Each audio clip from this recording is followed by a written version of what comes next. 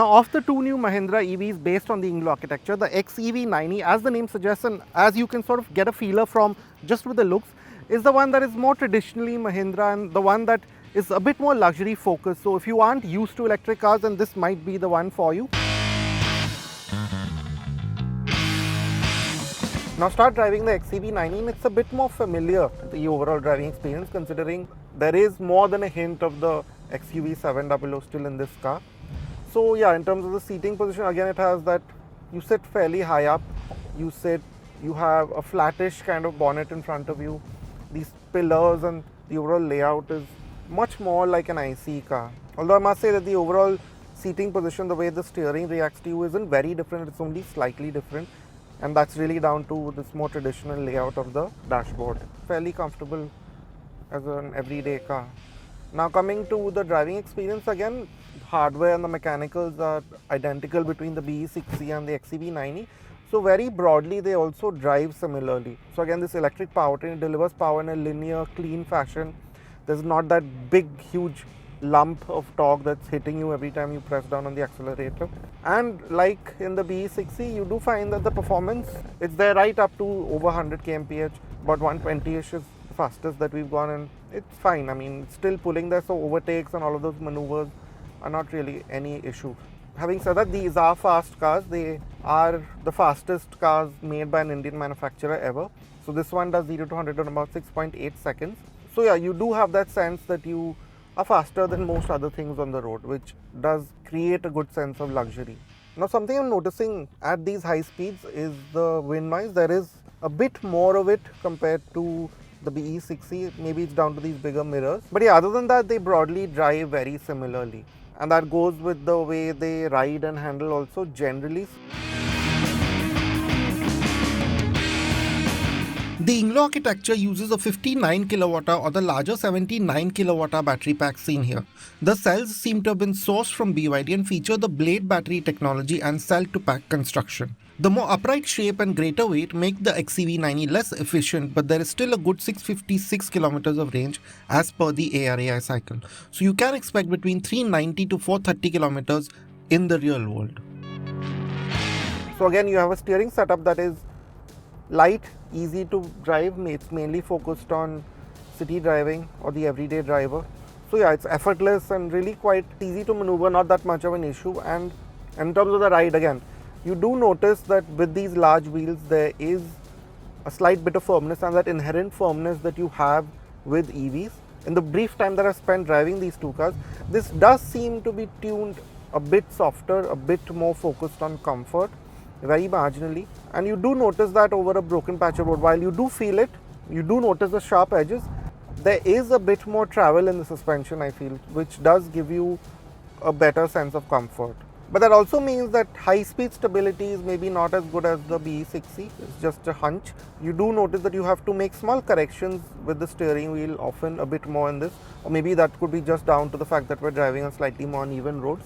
Now you get 3 drive modes in this: range, everyday and a race mode or a faster mode, and they work as such. Now the range mode, it's not too restrictive. You can use it in the city. Maybe on the highway it will be a bit too slow in sort of bridging that gap between the next car or making an overtake.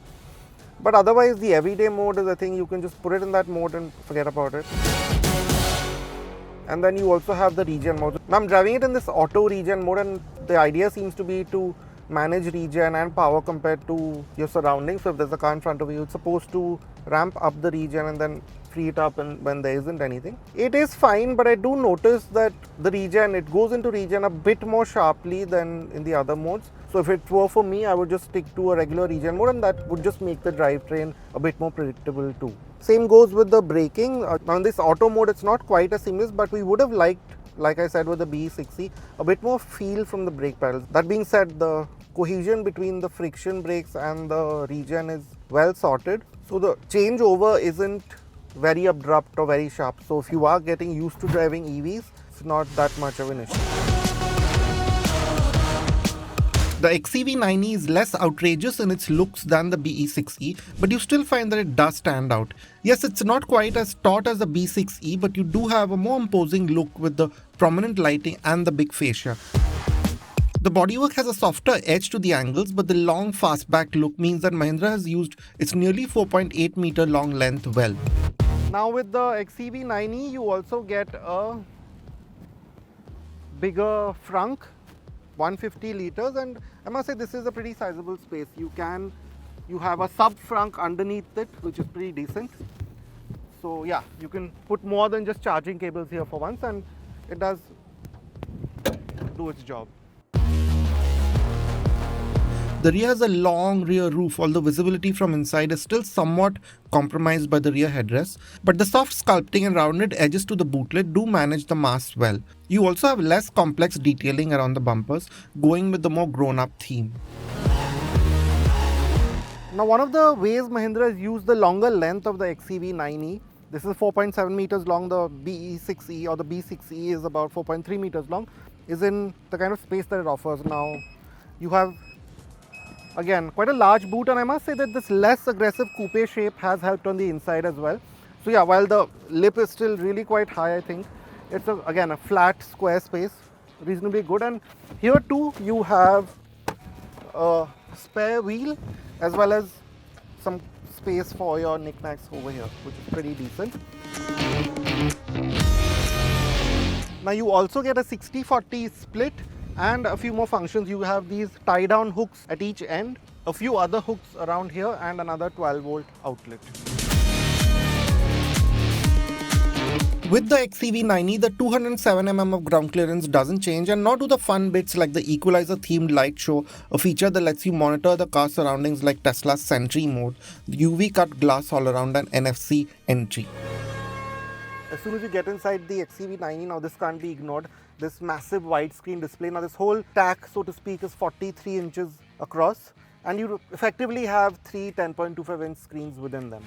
Now this one is specifically for the passenger, and I must say that I can still see it as a driver, so sometimes it can be slightly distracting on the move. It's not completely polarized like how some other cars, some luxury cars have it.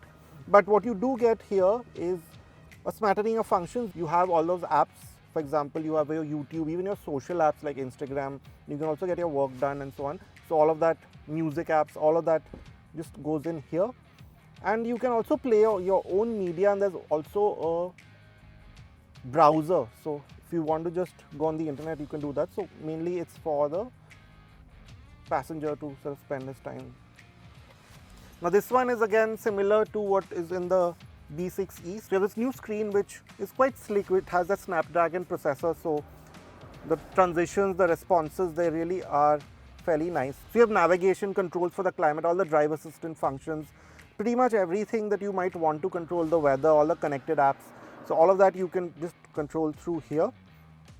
And then this is the driver screen. Now again, it has a new layout, so it has a big central speedo display and these bars that tell you how much range you have and how much performance you have, and your readouts for the range and regen level and so on. And then of course you can change what you want in the screens to either show the navigation or your trip data or your ADAS features and so on. And I must say, while it is fluid and it's brighter than what was, say, in the XUV 700, I do feel that there should have been slightly bigger displays for the range and for your the kind of power output that you're putting out. A few bigger readouts would have helped better, but generally on the move you get used to it eventually.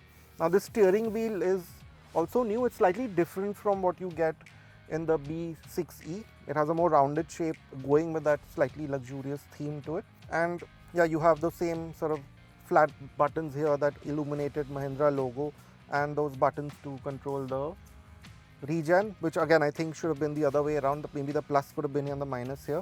One for the boost function and one to control the one pedal driving. But move past that and you realize that this is familiar. It feels like it is an upgrade of the XEV 700. It's not completely new in that sense, at least the overall design. Maybe Mahindra was going for that feel to keep you still in touch with what the XUV is, but generally I do prefer the more edgier styling of the 6E. Having said that, there is a good deal of premiumness here. You have this stitching here, a lot of gloss black and a few mild sort of chrome finishes and so on. But over this, the textures and finishes again have grown. So you notice there's soft materials here pretty much everywhere you touch. Nice rubberized feel to the handle on the inside, and those new really hefty window switches and buttons over here. That being said, these stocks have been carried over. So yeah, at first glance, you do have a good impression of this space. Having said that, some of the plastics here, while they have improved, you do notice that the gaps could have been a bit more uniform. Maybe the plastic could have gone up a notch, say, from what you get in the 700. Now moving on with this new screen, all the climate functions and all the drive modes are best accessed through here, which I think is slightly difficult on the move. And that opens up this blank space, although Mahindra has tried to sort of use it best with a wireless charger here and another small storage space here and two Type-C chargers. And then you have this lever. We've seen something similar in the 400, but this has again slightly been improved with the stitching and so on it. You will notice that this section itself again reminds you quite a bit of the 700 with the two cup holders and these switches. So yeah, it's a familiar feeling, but Mahindra has tried to make this a bit more upmarket, and I think broadly it has worked. There could have been a bit more in terms of the finishes in the lower half, but I think it is done decently. Now in terms of space, you have a large door bin here which holds two bottles and some other stuff, which is good, and this space here too is pretty large. Now I must say that these seats they look very similar to what was on the 700, but they're not. They again have been worked on. I would have liked a bit more thigh support, but other than that, you have some really nice cushioning here. Of course, they're ventilated, and if you are of a wide frame, then you will like these. They're again a more traditional shape, flatter, so if you're used to that kind of seating, then this will be the one for you. Now in keeping with that new look and the new tech that has come on board, there are quite a few new additions. Now this camera, it's that attention monitor, so to speak, so it knows when you're feeling a bit tired or you're not paying attention on the road. It gives you those warnings. You can also use it to sort of click photos and so on. You have that head-up display. It's not the regular ones that we've seen with the screen in front. It has actual projection on the windscreen, and it does give you information on ADAS and also on navigation. And then of course you have that 16-speaker Harman Kardon audio system, and yeah, so you can see the speakers right here, so that's something new. But I must say that with this coupe shape, visibility is a slight issue. Now the big central headrest, it does sort of eat into your view, so that's something you will have to get used to with the XEV 9e. The XEV 9e is packed to the brim with features, many of which you've not seen in this segment before. Here's what you get.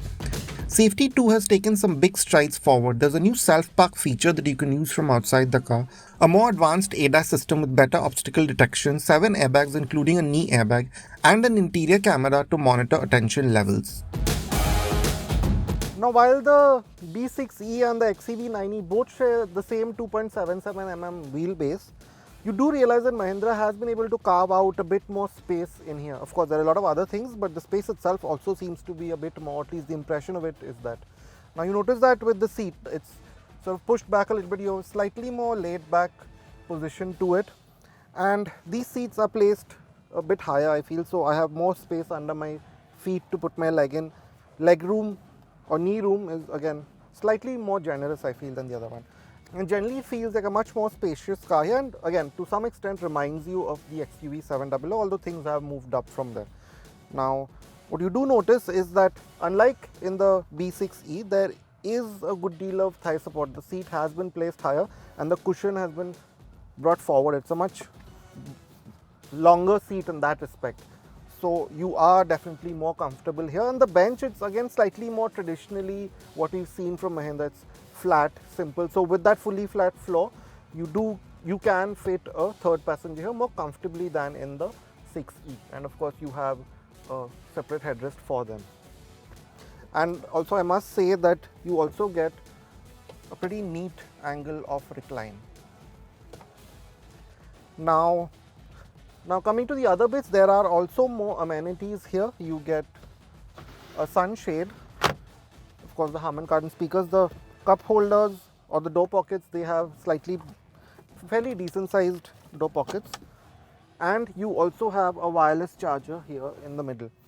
And going with that flow, you get 65-watt chargers for each seat here, and this function to add a device, and there's also this function that we start to like quite a lot, this boss function. So overall, yes, this is the more comfortable car. This is the car that you will want to be chauffeured in if of the two new Mahindra EVs if you are looking to get yourself one of those. And then of course, to round things off, you have this really large sunroof. The pattern here is slightly different, but again, it has those ambient light etchings on it. And I also must say that with the shape of this car, this slightly more upright, less aggressive shape, there is a bit more headroom, and because of that they've managed to pack in the sunroof a bit better as well. So overall, this does feel like a larger car than the 6C, and generally it feels larger than what you have in the usual compact SUV segment as well. The Mahindra XEV 9e starts at Rs 21.90 lakh, but we don't have prices for the top spec 79 kWh version we drove. We think this will touch close to 40 lakhs, but it must be said that the rear seat experience as well as the tech and features inside give it a sense of value. It has a mature, composed feel from the drivetrain, but we would have liked a better balance between ride and handling. There also could have been a bit more differentiation on the inside in terms of some of the details than regular Mahindra products. But as far as a comfortable EV SUV goes, this makes a good deal of sense.